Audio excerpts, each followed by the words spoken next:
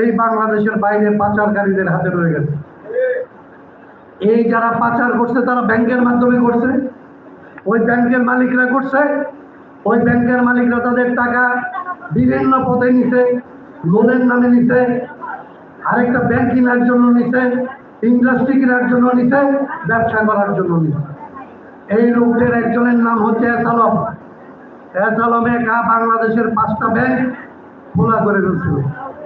এই খোলা করার কাজে এস আলমকে সহায়তা করছে প্রথম আলো ডেইলি স্টারে। গতকাল তার আগের দিন পর্যন্ত এইগুলি নিয়ে বড় বড় রিপোর্ট হয়েছে, আপনারা পড়ে দেখেন। এস আলমকে হেল্প করতে হলো ডিজিএফআই এর প্রধান, মানে আমাদের সেনাবাহিনীর যে ডিজিএফআই আছে, যে যারা এই সেনাবাহিনীর উপরেও তদন্ত করে, দেশের নিরাপত্তা নিয়ে যারা কাজ করে, তারা এস আলমকে নিয়ে গিয়ে এই ব্যাংক দখল করার জন্য তাকে সহায়তা করছে। আর এটাকে মদত দিতে হচ্ছে শেখ হাসিনা। শেখ হাসিনা মদত না দিলে তো আর ডিজিএফআই গেছে না। এই ব্যাংক খোলা করার পরে ওরা যখন চলে গেছে, তখন এমন হয়েছে যে 5টা ব্যাংকে যারা টাকা দিচ্ছে, এই 5 ব্যাংকের টাকা এমন শূন্য করছে যে ব্যাংক আর চালানো সম্ভব না। ব্যাংক বন্ধ করে দিতে হবে। ব্যাংক যদি বন্ধ করে দিতে হয় তাহলে কি হয়? আপনি যে জমা রাখছেন টাকা, আপনার টাকা নাই। আপনার ছেলে যে ওইখানে চাকরি দিছে, 5 লক্ষ টাকা খরচ করে তার চাকরি নাই। যে আসলে বিভিন্নভাবে এখানে লোন নিছে, তার আসলে ফেরত দেওয়ার জায়গা নাই।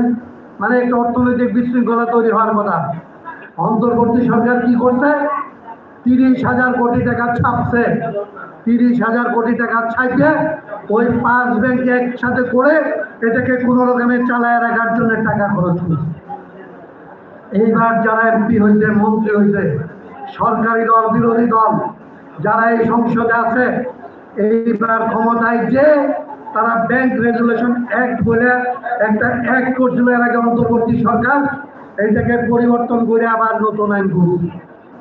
নতুন আইন কি?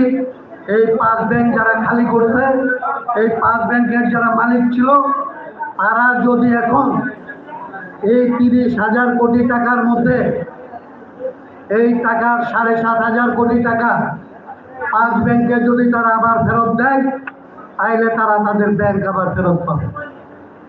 তার মানে আপনি চুরি করছেন, আপনার দোষ নাই। টাকা খায় ফেলছেন, এটা দোষ নাই। আবার টাকা দিয়ে চালাইছে, এটাও দোষ নাই। এই টাকার মাত্র 7